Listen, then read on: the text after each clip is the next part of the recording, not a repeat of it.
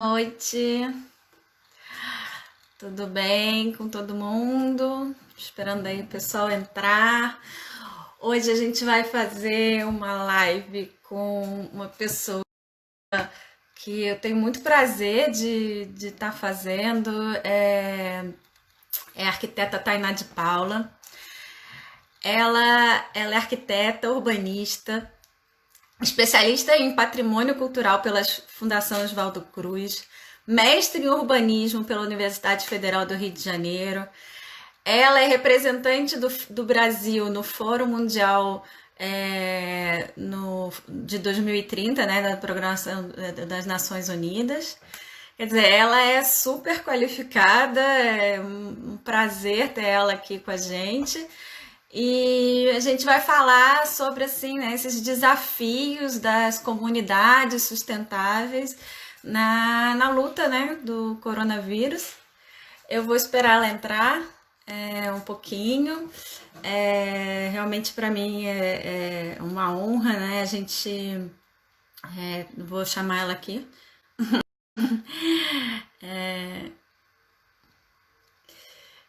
É uma honra muito grande. A gente não pode pensar em arquitetura sustentável sem falar na parte social, né?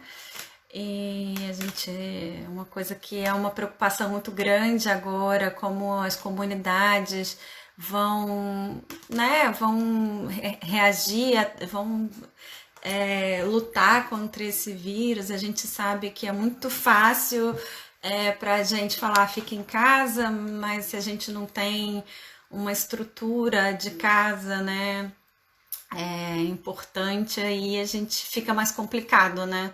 Tudo fica mais complicado se não tiver ventilação, se não tiver iluminação. Pois eu tô esperando ela entrar. Tem meio Muito que bom. travando, mas assim, vamos nessa, porque a gente sabe que o Instagram tá colapsado, todo mundo fazendo live. Total. E aí, No começo Juliana? Obrigada demais. da live, mas eu acho que é uma maneira da gente se conectar, né? Já que a gente tá, Claro, né, isolado em casa, tô achando ótimo, na verdade. claro, super importante o momento de conexão que a gente faz, principalmente na nossa categoria, porque eu acho que nunca foi tão atual e tão importante o arquiteto e urbanista se posicionar e se colocar com suas ideias, com as suas práticas. Eu acho que todos os escritórios deveriam mostrar os seus projetos em relação à reutilização da água, às nossas técnicas sustentáveis, como é que a gente faz um outro caminho possível na arquitetura, um outro caminho possível na cidade. Então, assim, por mais que seja um momento adverso, né, e muito difícil, a gente vai enfrentar aí períodos difíceis de perdas das pessoas próximas, vai ser muito triste esse próximo ciclo do Brasil. É uma oportunidade que a nossa categoria tem de se mostrar não só próxima, aproximada com os problemas da sociedade de fato, né? Tem uma pesquisa que eu sempre gosto de citar, que é o censo de 2012 do CAU-BR, que fala que o arquiteto urbanista só é contratado apenas por 15% da sociedade. A gente precisa trabalhar para os 85% desesperadamente. Então, acho que vem aí, numa importante hora, essa discussão, essa conversa, acho que vai ser ótimo. Obrigada demais pelo convite, viu, Ju? Não, obrigada a você por aceitar, fiquei muito feliz.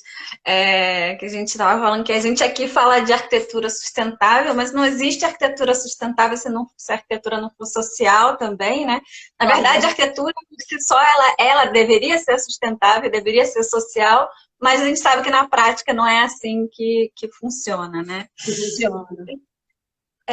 Então, eu apresentei você sim um pouquinho, mas se você quiser falar um pouquinho para quem veio do Sustentar, que quem tá veio de você te conhece. Muita gente te conhece, né? Mas assim, para quem por acaso Legal. não conhece. Lógico. Bom, hoje eu estou, né, na presidência aqui do IABRJ, sou uma das presidentes aqui, a gente tem uma presidência compartilhada. Sou do Rio de Janeiro, para quem sustentar que é um perfil nacional, né, internacional. Eu Mas, sou carioca, eu tô fora tem pouco mesmo, mas eu sou carioca. ai, que maravilha, você tem sotaque meio mineiro, hein, Juliana? Eu? Imagina! É que o sotaque vai mudando, Vai assim, né? misturando, né? Claro, claro. Eu E sou da eu, FRJ. Legal, legal. Eu também, quer dizer, fiz a pós lá, né? Fiz mestrado no ProURB, mas fiz minha graduação na UF, sou da Universidade Federal Fluminense, e desde a graduação eu sempre atuei, sempre trabalhei com direito à cidade, direito à moradia. Fui bolsista de iniciativas sobre urbanização de favelas, depois estagiei muito em escritórios nesse sentido, e desde muito tempo, né, desde muito cedo, mesmo quando a gente fala, vamos colocar assim, nos anos 2000, onde a gente engatinhava com o debate de sustentabilidade, que vem em ondas, né, no mercado, principalmente de arquitetura e urbanismo, a gente precisava muito entender e criar soluções que permitissem o barateamento, por exemplo, do custo da moradia através de reuso, através de iluminações mais eficientes, a partir de toda uma dinâmica de racionalização da construção. Então, são temas que a gente, setores tendem a gourmetizar, né, a colocar quase que inacessível para o cidadão comum, mas que, na verdade, todo mundo que trabalha com assistência técnica, com urbanização de favelas, sempre se debruçou. Como é que a gente pensa formas sustentáveis e sustentadas para qualquer cidadão, mesmo os cidadãos em vulnerabilidade social, conseguirem tocar aquela habitação, tocar aquela moradia, tocar aquele espaço urbano de forma eficiente, de forma sustentada, de forma eficaz, de um ponto de vista mais global. De forma mais próxima, vamos dizer assim. Eu atuei com urbanização de favelas e direito à moradia, habitação de interesse social na Prefeitura de Nova Iguaçu, e hoje eu tenho um escritório que trabalha basicamente com projetos com prefeituras e poder público na atuação, com atuação nessa área. É claro que a gente teve um fluxo muito grande de pensar moradia, produzir moradia, na época do Minha Casa Minha Vida. Esse ciclo do Minha Casa Minha Vida, eu avalio, Juliana, que a gente abandonou algumas oportunidades, né, no que se refere à sustentabilidade. A gente construiu uma... Eu digo a gente, mas a gente sabe que não foi muito a gente que construiu, né? Nós, arquitetos e urbanistas. Não, tinha muita coisa que era deficiente até nas coisas mínimas, né? Mínimas de qualidade, né? A sustentabilidade já é muito... Teve muitos que tiveram muitos problemas de qualidade, né? Mínimas. Né? Mínimas. E as ações, no que se refere à responsabilidade, foram muito acanhadas, para não dizer nada mais deselegante, né? A gente tem aí, no máximo, torneiras e bacias sanitárias com controle de água. A gente tem água de reuso em alguns conjuntos, não em todos, né? E só a partir do Minha Casa Minha Vida 2, o Minha Casa Minha Vida 1 não teve essa preocupação. Enfim, uma série de critérios que poderiam ser melhor implementados e não foram. Mais recentemente ainda, queria trocar uma bola aqui com você, em 2019 eu passei a integrar o Fórum de Acompanhamento da ONU para as Nações Africanas. Tanto no Fórum de Gênero, super importante isso. Tanto no Fórum de Gênero quanto no Fórum de Desenvolvimento das Cidades. O que acontece? O Brasil está muito atrasado na agenda. Né? A gente vai chegar em 2030 e vai dizer para a ONU assim: ONU, desculpa, não deu, vou ter que voltar 50 casas. Eu fui sede, a gente foi sede aí de diversos encontros internacionais que se refere ao debate de sustentabilidade. Eu vou falar assim, se a gente for pegar desde a Eco 92, pegando Rio 2021, enfim, vários, diversos, e a gente está na cidade que foi epicentro dessas discussões, e muita coisa, pouquíssima coisa andou de reflexão nesse sentido. E acho que o corona... Começou na Eco, né? Na Eco 92, né? Eu acho que é uma coisa que é pouco usada, mas que é bem bacana, bem importante, né? Muita coisa que a gente... mas que a gente perdeu muitas oportunidades também, né? Muita. O que eu acho... Falando um pouquinho, fazendo essa janela da Eco 92, como você lançou a provocação da falta de oportunidades, faltou muito a incidência nas políticas públicas e no orçamento público para a gente conseguir dar conta dessa agenda, né?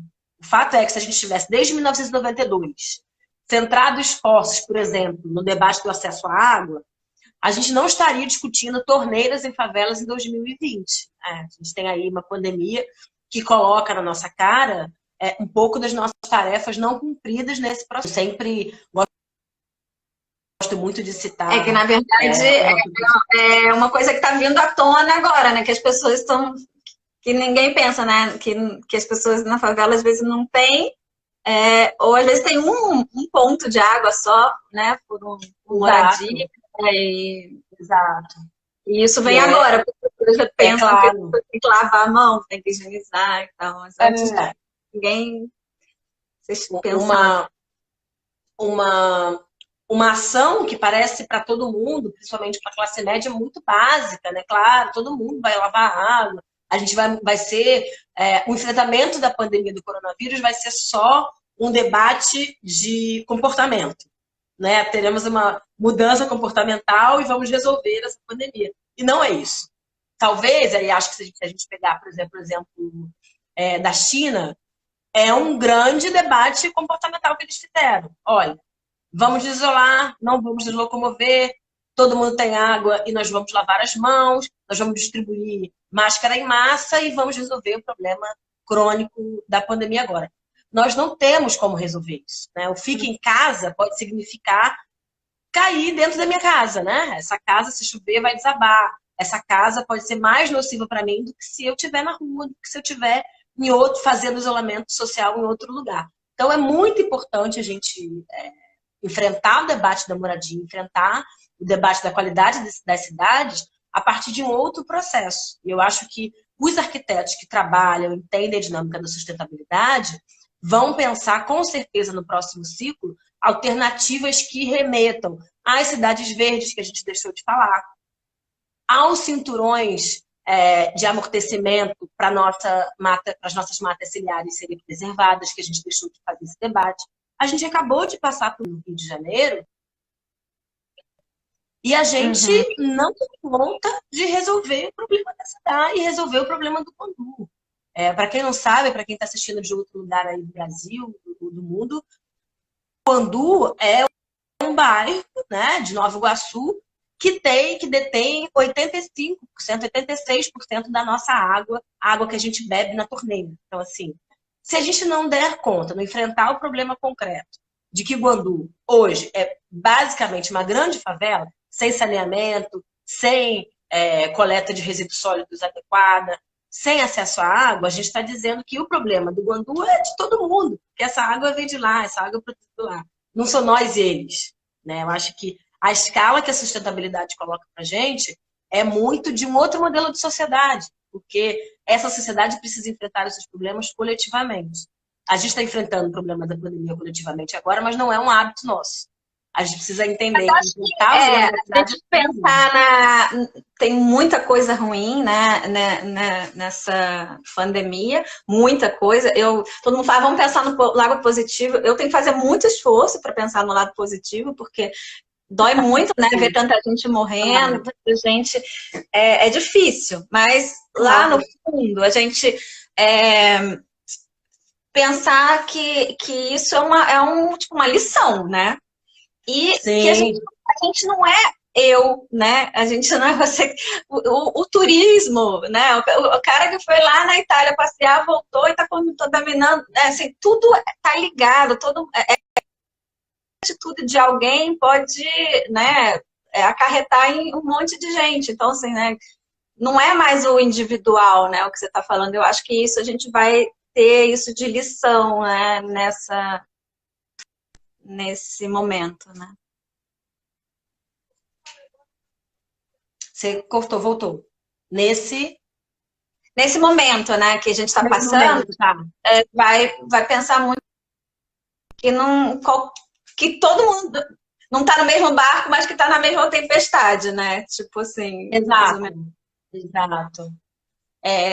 Queria falar muito do que a gente vive nas cidades hoje do Brasil, muito de Rio de Janeiro, mas acho que é importante também a gente pensar o Rio de Janeiro como um caldeirão de um grande centro urbano, que pode ser replicado, pode ser uma realidade replicável para várias outras cidades com problemas parecidos. A gente vive um problema grave de não urbanização dos nossos territórios, principalmente os territórios de periferia, as favelas. Falando periferia, muito nessa relação de centro e zona sul, tendo acesso a bens e serviços e infraestrutura, e o restante da cidade colocado como uma grande periferia. Esse é o modelo básico de urbanização ou de não urbanização que o Brasil viveu e, obviamente, uma cidade como o Rio também vive. E quando a pandemia explode, qual é a nossa realidade? A gente tem aí uma média de 4,5 pessoas por moradia nas favelas do Rio de Janeiro. Isso aí é um dado baseado no censo do IBGE 2020. E uma metragem quadrada, né, desse domicílio que tem, em média, 40 metros quadrados. Então, eu estou dizendo que em 40 metros quadrados moram quase 5 pessoas, né? Basicamente nas favelas do Rio de Janeiro. É muita gente. É quase aberração a gente falar e pedir, solicitar isolamento social para uma condição tão precária como essa. É muita gente morando num lugar que, óbvio, não foi pensado para um arquiteto. Uma coisa é você dar 40 metros no arquiteto, resolver para 5 pessoas morarem, né? A gente tem camas aéreas, espaços compartimentados, soluções das mais variadas possíveis. Não é um lugar de qualidade para se morar. As pessoas constroem como podem. Quando eu construo como posso, óbvio que a estrutura dessa casa vai estar muito precária. E aí falando muito do custo, né? Eu tenho discutido muito isso, Juliana. O pobre gasta tanto quanto a classe média para morar. Isto é real. Uma obra que dura muitos anos, ela custa muito mais caro, no final das contas, do que uma casa convencional produzida com uma assessoria técnica de um arquiteto, de um engenheiro, via de regra. Por que eu estou falando isso? Porque as pessoas não compram, por exemplo, em larga escala, compram no varejo. Então, aquela coisa de meio saco de cimento aqui, 1 metro cúbico de areia lá, com os valores mais explodidos possíveis, mais aumentados possíveis, e sem nenhum tipo de pensamento de longo prazo da sustentabilidade dessa casa. Por exemplo, eu não vejo sentido numa cidade, né, falando aqui do Rio, onde 48% das casas não tem acesso à água e esgoto. Ou é uma coisa ou outra, ou nenhuma das duas. Não tem sentido eu não utilizar a água da chuva para essa casa, para essa residência. Vamos combinar. Um kit de reuso sai em média 3.500 na Leroy, pegando aqui um exemplo pequeno. Se eu, por exemplo, tivesse cooperativas em favelas que eu pudesse comprar kits de reuso em larga escala, por exemplo, a realidade de 400 moradias com a mesma caixa d'água, fazendo uma torre de água, racionalizando muito mais essa construção e barateando o uso da minha água no longo prazo, né? Porque para que sedar? Para minha bacia, para a limpeza das minhas plantas, para a água do dia a dia. Então, a gente está perdendo uma oportunidade também de emancipar as pessoas por conta da arquitetura sustentável, né? Acho que a arquitetura sustentável também existe um poder econômico, um poder de emancipação, um poder de economia mesmo, de economicidade para as pessoas fazerem das suas vidas outras coisas. As pessoas perdem tempo, inclusive de vida de saúde, aí falando um pouco do debate também da ventilação das casas no meio da pandemia.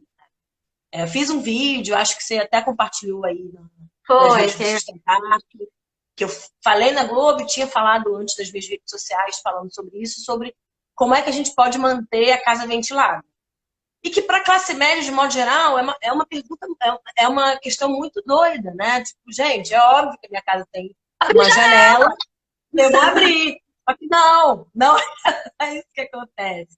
Tem um dado da Unidade Básica de Saúde da Rocinha, que fala que na Rocinha cerca de 25 domicílios estão em barrancos ou em porões, que impedem a existência de janelas. Você simplesmente não pode abrir uma janela porque a sua parede vai dar direto para um barranco ou para o subsolo. Então, esse domicílio, ele, num longo prazo, ele tem que deixar de existir. As pessoas não podem morar nesse porão. Mas, É assim, inabitável, né? é inabitável, é inabitável. E a gente lida como se essa moradia não fosse déficit habitacional. Como se fosse possível melhorar essa casa a longo prazo. A gente precisa, inclusive, melhorar os nossos dados, né? Como é que a gente avalia a qualidade da moradia do brasileiro hoje. Fica aí uma provocação. Então, para a gente mesmo produzir mais pesquisa e desenvolver mais debate sobre isso. Qual é a casa ideal para o pobre morar? Eu não acho que pode ser qualquer casa. Então, a gente precisa revisar a metodologia também do déficit habitacional do Brasil. Mas, voltando à ventilação, eu acho que várias casas na favela não têm a janela certa porque as pessoas não sabem qual é a janela certa. A janela que a pessoa coloca lá é aquela que o tio Pedro, da loja esquina, botou na promoção no dia de sábado, que é quando eu vou virar minha laje. E essa janela, ela é do pior tipo, ela é de alumínio que esquenta, ela não é a Maximar que a gente projeta nos nossos projetos, ela é uma janela de correr, que só abre até metade. Então, aquele vãozinho que fica Também aberto não é muito ruim. pensar em qual fachada você vai colocar, porque às vezes nem tem quarto, mas quando tem, vai botar em qualquer lugar para pensar, né, no estudo de vento, qual é a melhor posição da janela, né? Que isso faria um arquiteto, né?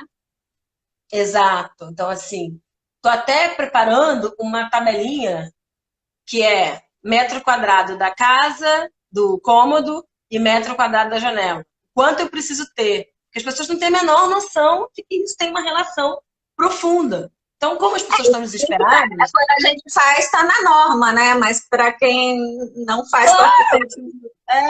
você vai entregar o Neufeld pro favelado? Então, é meio por aí, assim. E pensar medidas que as pessoas pensam um pouco. Assim, falando do corona, a Covid-19 é uma doença respiratória, basicamente, né? É uma síndrome crônica respiratória, gravíssima. E ela tem que ser tratada, né? E mesmo quando eu tenho um doente que não é um doente grave, e principalmente falando para esse paciente que não é grave, que fica em casa, no isolamento, ele precisa de um ambiente propício para a sua recuperação. E aí eu tenho que pensar que é a casa de uma pessoa que tem uma grave pneumonia. A pessoa que tem uma grave pneumonia não pode ser exposta a nenhum fungo e a nenhum outro agente que possa piorar a situação respiratória dela. Então é fundamental a gente garantir a ventilação desses cômodos e desses espaços.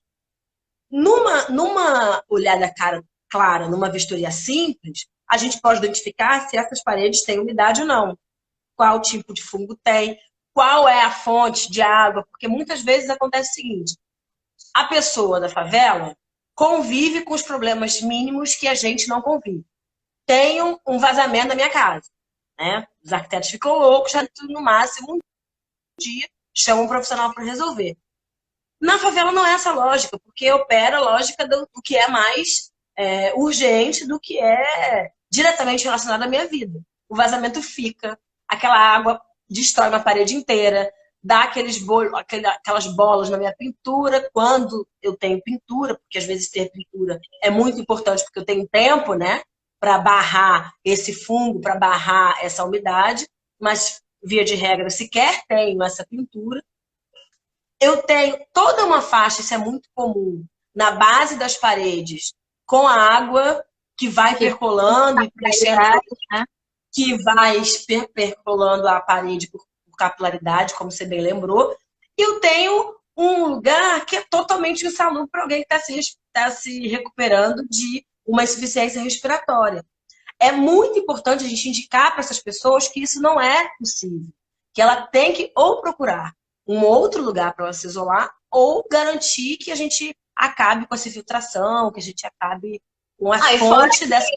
Fora que perto dela, provavelmente ela está dividindo o cômodo com um monte de outras pessoas, que essas pessoas vão se infectar também, né? Porque você não tem, fica lá no quarto, né? Tipo assim, não tem Exato. né? Isso é Exato. complicado.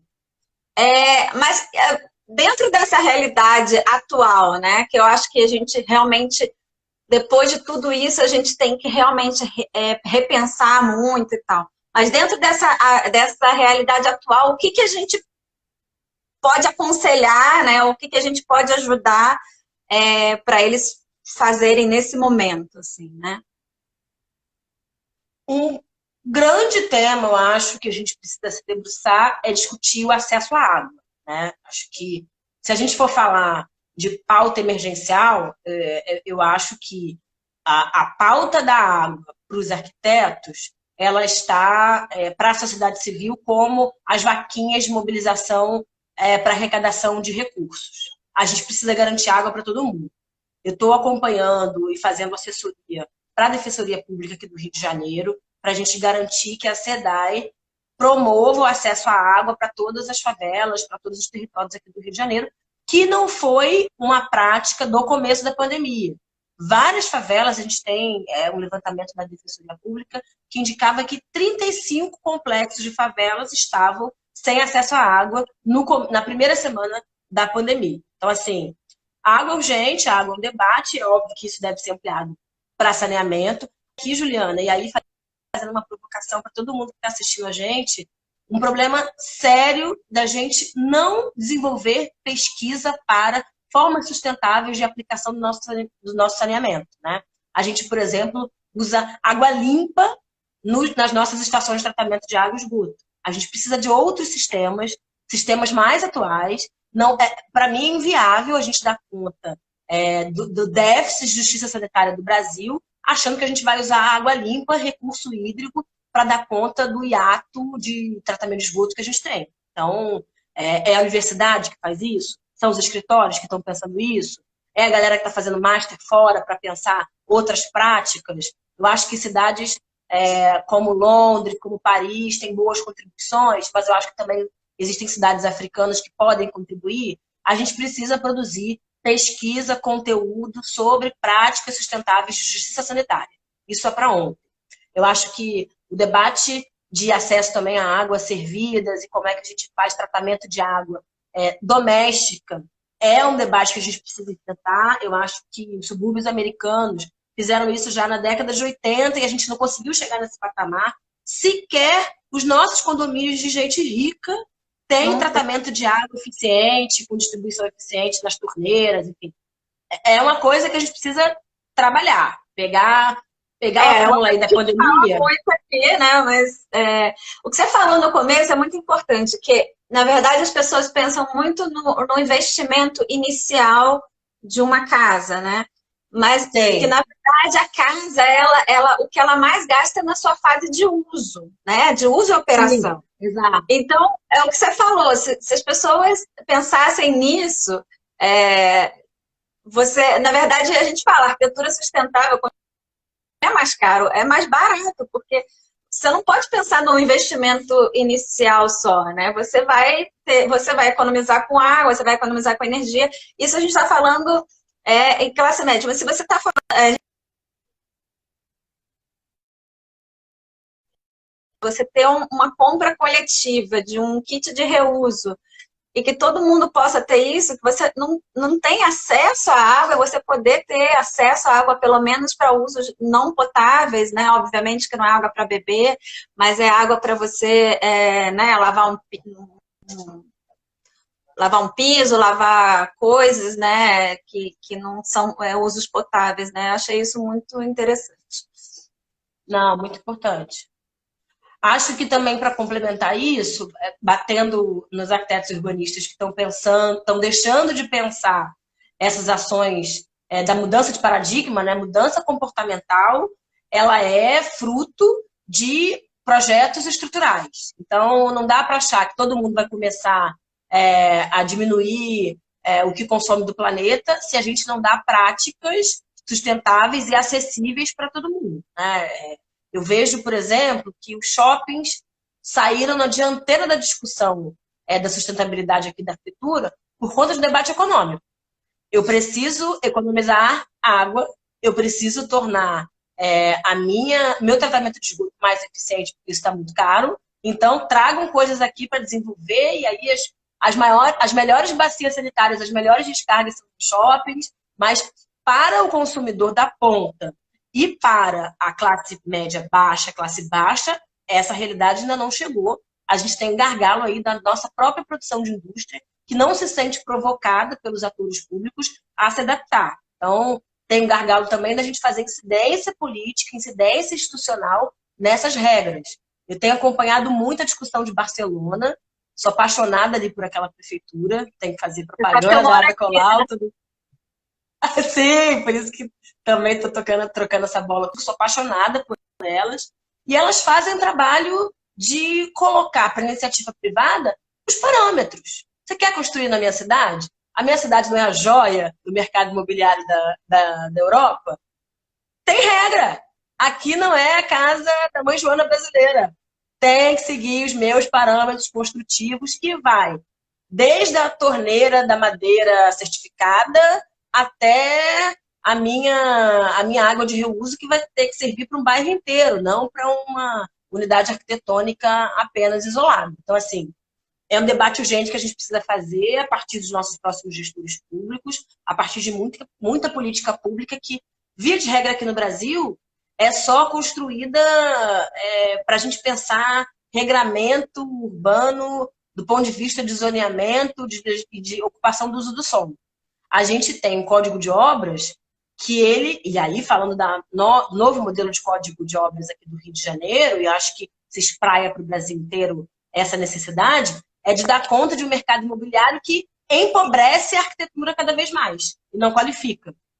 Se a gente saiu, né, de um código de obras das décadas de 50 e 60, que pensaram os prédios modernistas, os grandes espaços de circulação e a qualidade da arquitetura, a gente caiu vertiginosamente para um código de obras burocratizado, sem informação de qualidade de arquitetura e que não discute sustentabilidade das construções. Juliana, não discute. Então, essa, para mim, é uma grande bandeira dos arquitetos que falam sobre sustentabilidade. Você sabe que no Rio tem um selo de certificação ambiental que se chama Palio Verde. Já ouviu falar? Sim, claro. Ele já existe há muitos anos, eu não sei, agora eu não vou lembrar, acho que de 2002, não sei. Ele já existe há muitos anos, mas até hoje não foi aprovado o que motiva. Você tem a certificação, mas ela existe, mas você não tem o poder público apoiando, que seria justamente o desconto nos impostos, né? Sim. Claro. Eu acho que eu posso até apanhar agora na live, mas eu acho que a gente precisa investir mais na tal da parceria público-privada, que não funciona no Brasil, não funcionou no Brasil até agora. As empresas precisam ser tensionadas pelo poder público a prestar a sua função social. Todo mundo tem uma função social estabelecida. A gente paga imposto, o poder público equilibra a desigualdade, teoricamente, né? Equilibra a desigualdade colocada e dá conta da institucionalidade. As empresas precisam ter prerrogativas específicas e ações específicas direcionadas. E não vejo como o Estado vai prover todo o buraco que a gente tem para dar conta de justiça sanitária e justiça ambiental. Não temos. Então, assim... E, gente, agora que eu vi que o Fajardo tá na live, brigando com a gente. Que chique. Ele tá brigando? Mas todo mundo ele tá brigando. Não, não tá brigando, não. Tá brigando, tá contribuindo. Ele tá gritando aqui. No Brasil não temos PPP. Eu não consigo ver todo mundo. Tem muita gente falando. Prazer ter o Fajardo aí. Se a gente toca essas... Eu acho que eu faria 20 lives com você, a gente falou que ia falar umas coisas, a gente já tá falando um monte de outras coisas, porque eu acho que é muito assunto. É muita coisa pra... né? A Maiara, Juliana, perguntou uma coisa super específica, eu vou responder para não deixar passar. Ela perguntou se existe algum projeto de captação de água de chuva em favela. Em as favelas, Maiara, mas de forma muito embrionária. Eu acho que a que mais desenvolveu e tocou esse projeto foi o Vidigal, a partir de uma organização, na verdade não é uma organização, um escritório de engenharia chamado Favelar, que tem um kit, desenvolveu um kit.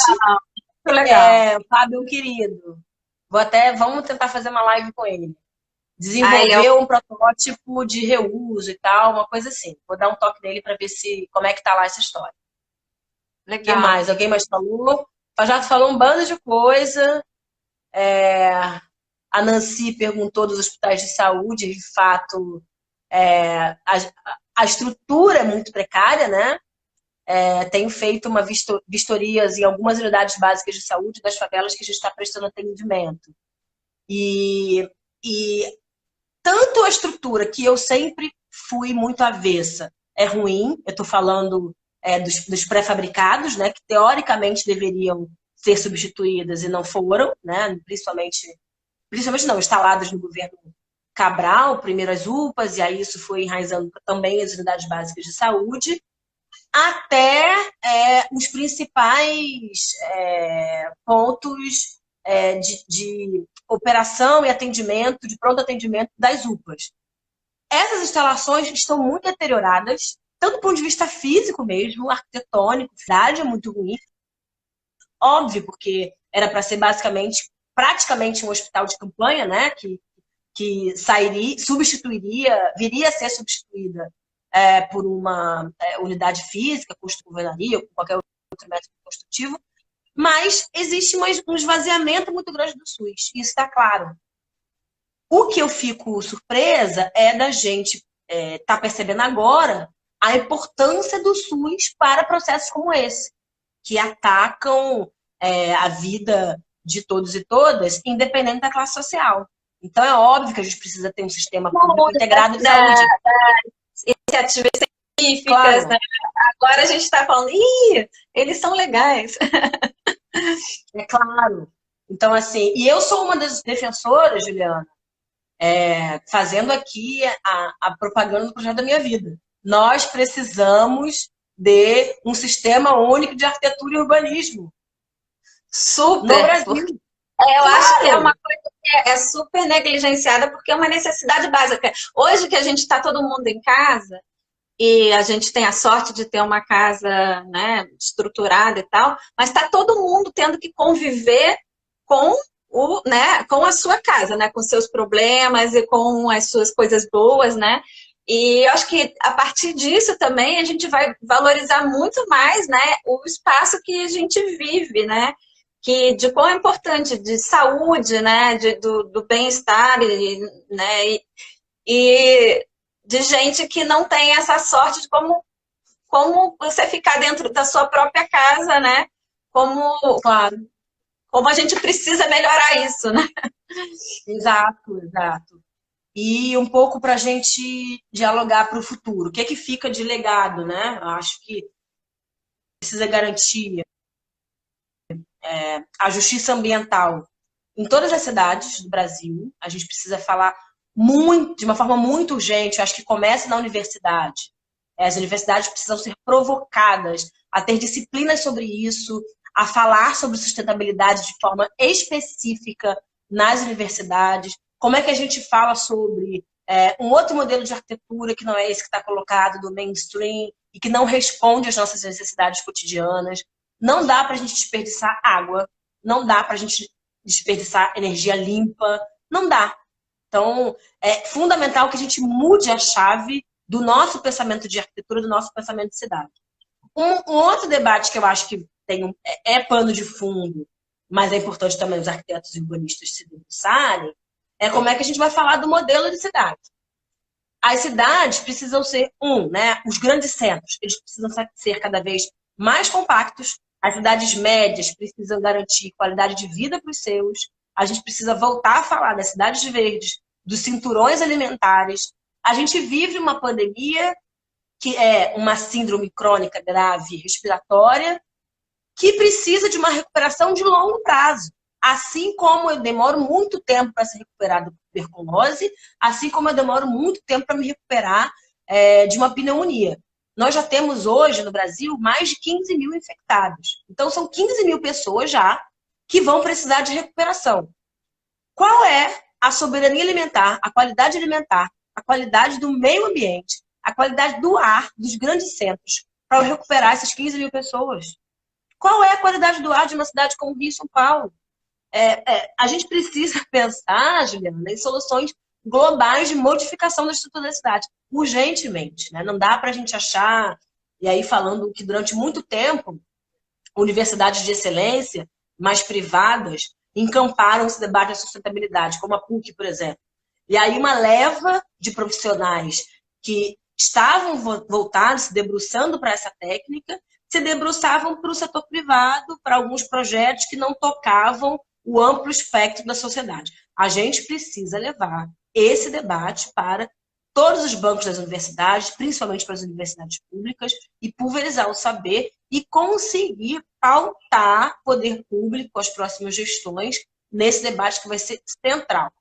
Quem for o próximo prefeito ou prefeita do Oiapoque ao Chuí, que não tiver a solução da qualidade de vida das pessoas nas cidades, não vai ter voto. Eu acho que o máximo de pressão, o cerne da nossa função enquanto arquiteto urbanista vai ser bater nessa tecla.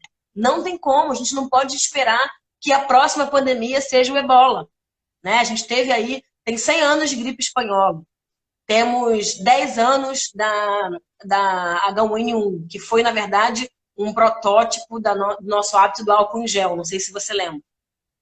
A gente criou um hábito do álcool em gel por conta da H1N1, e a gente teve sorte que nesse século, né, entre gripe espanhola e a Covid-19, nós não tivemos nenhuma outra grande pandemia e só epidemias. A gente vai contar com a sorte de não ter nenhuma outra pandemia nos próximos 20, 30, 40 anos? E se vier um ebola em formato de pandemia, o que a gente vai fazer com as favelas? Ai, nem fala, né? Pois é, por isso que é urgente, né, a gente ter quanto mais esses debates, né, cada vez mais, né, e não falar sustentabilidade só para classe média alta, né, porque não existe isso, e é o que a gente falou também, né, tudo tá ligado, não adianta você achar que as nossas atitudes não vão interferir em outros, né. A gente viu agora que, por exemplo, muita gente que tinha ajuda, né, e tal, não sei o quê, tá ficando sem ajuda porque as pessoas têm que ficar isoladas, então tudo tá ligado, né, assim, uma atitude sua sempre vai ecoar em outra pessoa, então acho que a gente levar dessa pandemia, né, solidariedade, comunidade, né, essas lições aí, né? Claro. Vamos responder algumas perguntas. Já tem perguntas, Juliana? Tem gente aqui falando. A Sara pergunta de todos como funcionaria um sistema único de arquitetura. Pois é, meu sonho é que a pessoa tivesse acesso a práticas e políticas voltadas para a arquitetura, para a sustentabilidade, obviamente para o urbanismo, a partir de um sistema único. Você é recebido numa espécie de CRAS, que na verdade aqui no Rio de Janeiro já existe um escritório técnico em territórios de favela, aqui se chama POUSO, posto de assistência e uso do solo em áreas de orientação, tem todo um nome que é para orientação técnica nos territórios, e que tinha uma linha interessante, que é a pessoa ir para um escritório de arquitetura, basicamente, acessar desde da sua regularização jurídica, fundiária, urbanística, né? Você dá entrada, por exemplo, na regularização da sua casa, na regularização do seu lote, do seu terreno, até você acessar assistência técnica com melhoria habitacional. A gente fala muito pouco sobre melhoria habitacional no Brasil, e falar que várias prefeituras em vários locais, inclusive de países desenvolvidos, que a gente acaba mirando nas soluções mainstream e não foca nas pequenas soluções que são muito boas, desenvolveram soluções atreladas à saúde pública. Bom, esse sujeito aqui teve tuberculose, vamos ver como está a casa dele. Aí você vai ver a casa do sujeito, é uma casa que não é ventilada, é uma casa que não está pintada, é uma casa que está com muita umidade. Vou lá, equipe da prefeitura, faço o projetinho. Você tem dinheiro para pagar? Não tem? Vamos te dar uma espécie de construcard e tal, e aí você vai para o atendimento ali do arquiteto, que não é o médico, que não é o ginecologista não é o obstetra, não é o cardiologista, mas é o arquiteto que vai te receber e vai te orientar. Exato, claro. O arquiteto tem mais de médico do que ele imagina. A gente pode salvar a vida de pessoas. Mas claro, eu acredito muito que, inclusive, isso ajudaria a popularizar a nossa profissão e deixar a gente mais perto da população de modo geral. O que mais? Tem outra pergunta aqui que fala: o que você sugere para os profissionais de arquitetura e urbanismo que querem atuar com uma arquitetura popular em meio dessa conjuntura? A conjuntura agora é de organização nossa para dar conta do caos, né? Então a gente está fazendo mobilizações em ações sociais de contenção da crise e gerenciamento da crise. E até por conta da pandemia não dá para a gente atuar diretamente nos territórios. Depois que essa pandemia passar, o que eu acho interessante? O que eu venho acompanhando de forma interessante? Eu hoje tenho esse trabalho de assessoria e de estabelecimento de assistência técnica voltado para prefeituras e para governos de modo geral, seja estadual, federal. Federal acho que nunca vai me procurar, mas governos de estado e prefeituras, via de regra, me procuram para a gente prestar essa assessoria.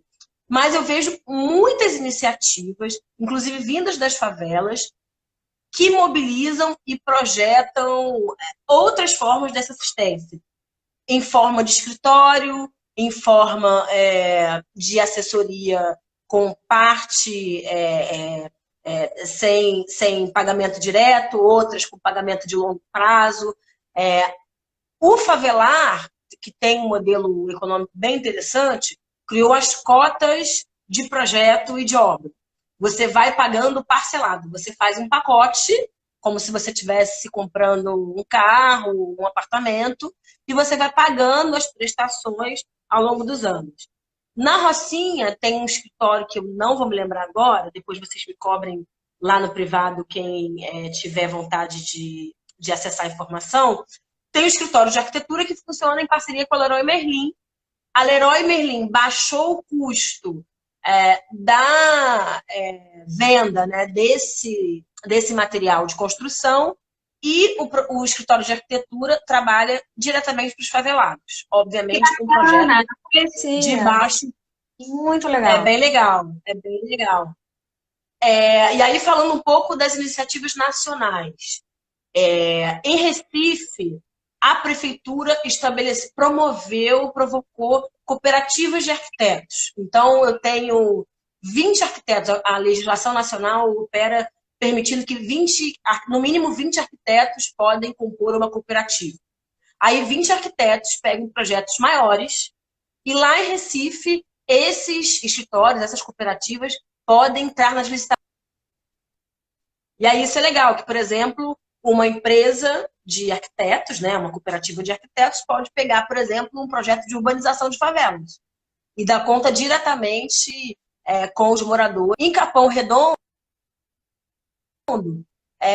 tem um modelo parecido com o que aconteceu aqui no Rio, em Manguinhos, com a construção da Casa da Lama. Não sei se vocês estão antenados dessa casa. Fazem online, anualmente, tipo, início do ano, abre uma grande vaquinha, e aí o escritório faz um cadastro de casas que querem receber as obras nesse território. Gente, ideia não falta. Eu tenho lá no Diáspora Urbana, que é um blog que eu consigo atualizar muito mal e porcamente, uma série de iniciativas de assistências técnicas que vocês podem dar uma pesquisada. Depois vamos conversar, a gente anota, eu quero conversar para a gente fazer e de repente eu postar também, que eu gostaria de ter isso. Legal. Muito legal. Fechado. Tem outra aqui, tem duas perguntas. Eu acho que a gente não vai ter tempo para todo mundo. Vamos fazer outra, eu amei. A gente pode ficar 3 horas conversando.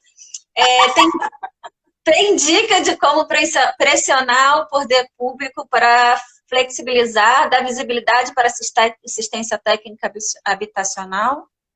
E a outra, eu vou fazer as duas ao mesmo tempo para ver se é possível um arquiteto ter um alto cargo na política acho que seria uma grande revolução. Bom, a gente já teve o Conde, né? Que foi... Já tivemos o Conde, o prefeito, inclusive foi um bom prefeito. Isso eu respondi rápido, mas se você quiser falar mais. E a outra, de pressionar o poder público para flexibilidade, viabilidade, assistência técnica habitacional. E Nova Urb, Fajado respondeu qual é o escritório que trabalha na Rocinha em parceria com a Leroy Merlin.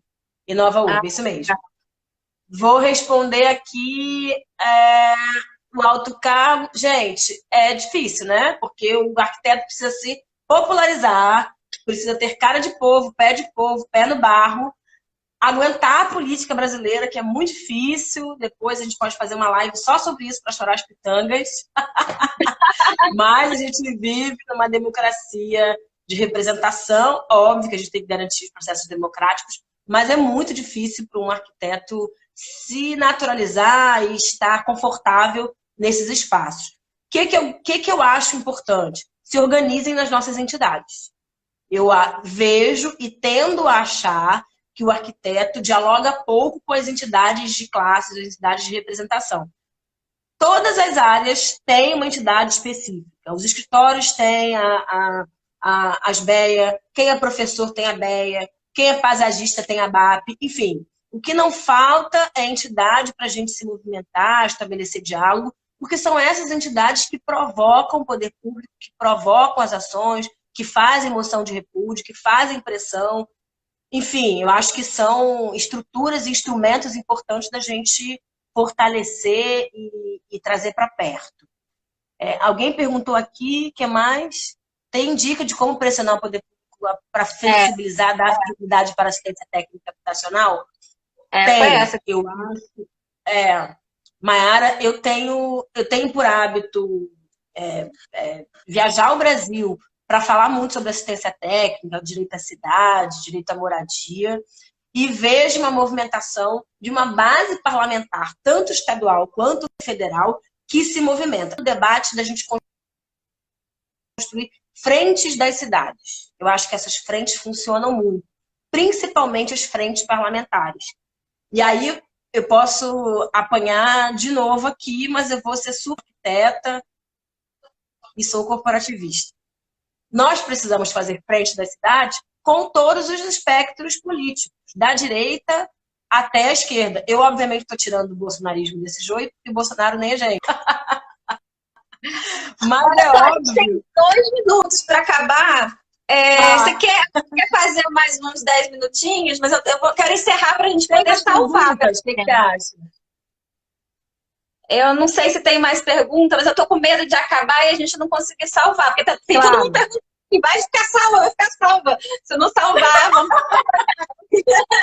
vamos fazer isso. A gente sai e volta, tá bom? Tá, eu vou encerrar, eu vou tentar salvar aqui e te chamo só pra gente responder as perguntas, tá bom? Obrigada. Já, gente. Já volta. Fiquem aí, a gente já volta, só pra gente salvar aqui. Beijo. Tá. Lembra as perguntas, porque eu não tô vendo, não volta, né? Não tá gravado, mas assim, eu acho que a gente respondeu as últimas. Alguém perguntou qual era o nome do seu blog, isso eu vi. Diáspora Urbana. Diáspora Urbana, gente. Isso. Eu li algumas coisas, vale muito a pena. Vale muito a pena. Quem veio pelo Sustentar, por favor, eu tenho por hábito escrever na Carta Capital também. E na Mídia Ninja, né? Ai, que máximo. Você acha que tem muito conteúdo. Francisco. Vou sim, me chamem. Muito conteúdo. Eu vi que você foi candidata a deputada, é isso? Alguma coisa assim? Foi, em 2018. Eu tentei, arquitetos, eu tentei. Poxa, sou deputada suplente. Tenho meu voto, com certeza. Que pena. Maravilhosa. Lindinha. Mas eu acho que é um movimento importante dos arquitetos. Encerrando aqui, eu lembro que a gente estava falando sobre poder público e como é que a gente pensa essas políticas. Eu acho que são 2 movimentos. O poder público sobre assistência. Voltaram a perguntar. Isso. Eu acho que um um movimento importante, aquele que a gente falou no começo da live anterior, que é produzir pesquisa, que é produzir conhecimento. E um segundo movimento importante é a gente conseguir poder de pressão e acúmulo para a gente conseguir pressionar essa institucionalidade. Que nem sempre a gente vai ter um prefeito como Conde, né, gente, no poder. Então, assim, via de regra, os arquitetos não estão com a caneta, desde o ponto de vista federal até municipal. Então, é muito importante a nossa auto-organização e a gente criar uma agenda conjunta. E acho que as ações específicas, a gente fala um pouco sobre as assessorias técnicas que estão aí no nosso radar e que estão fazendo propostas de inovação, é urgente o arquiteto brasileiro pensar em lógicas de inovação. A gente nunca ficou tão fora dessa discussão como esse momento. Eu acho que está claro que a gente precisa dar uma chacoalhada.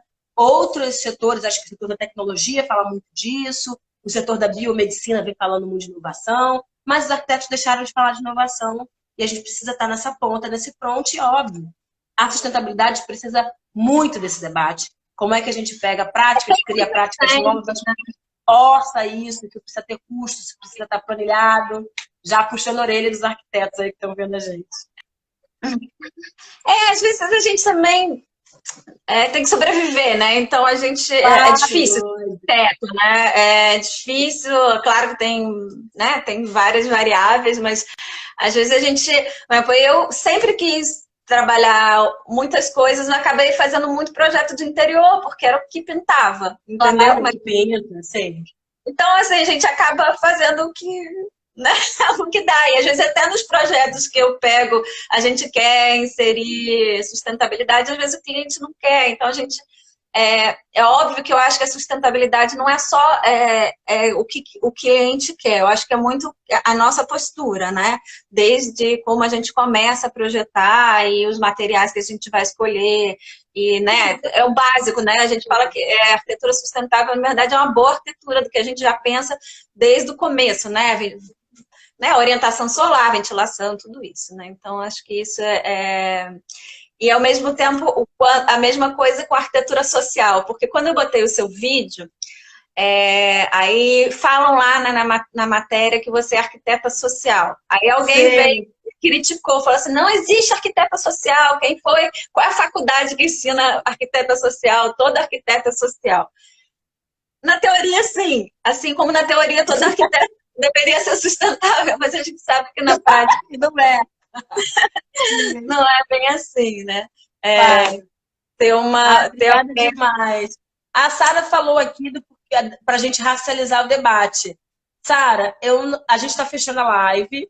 Eu vou te convidar para uma live que eu vou fazer amanhã com a Gabriela Gaia, que é uma professora preta da UFBA, e a gente vai falar especificamente sobre a população negra e periférica, coronavírus, território. Vai ser super bacana. Vou assistir. Tá? Aliás, eu estou assistindo quase todas as suas lives, as que eu consigo assistir. Acompanhar. Legal. Debates muito válidos, né? Muito importantes Bacana. Nesse momento. Eu estou super feliz, foi muito bom. Eu continuaria aqui a conversa, mas eu sei que todo mundo que você tem aí, ela não entrou hoje, né? Ela sempre entra. Hoje ela ficou quietinha. A sua filha. Eu sei que você tem aí a filha. Sim, a sua filha. Hoje ela tá quietinha. Hoje ela entrou. Hoje ela não entrou. Eu sei que você tem aí seus compromissos. Por mim, eu ficava aqui. Imagina. Obrigada demais, Gil, pelo convite. Obrigada e vamos trocar essa bola. Quem tiver alguma dúvida que queira aí perguntar, quem veio pelo Sustentar, que sigam a Tainá, porque assim, ela é... Eu nem falar uma palavra assim, ela é boa, muito boa. Lindona, somos muito boas, isso aí. Lindona, obrigada demais, obrigada pelo teu trabalho, viu? Democratizar o trabalho da sustentabilidade é fundamental. Do curso, depois a gente conversa. Vamos, a gente troca essa bola, tá bom? Tchau, querida. Obrigada demais. Beijo, obrigada. Beijo, tchau. Até. Nada, até.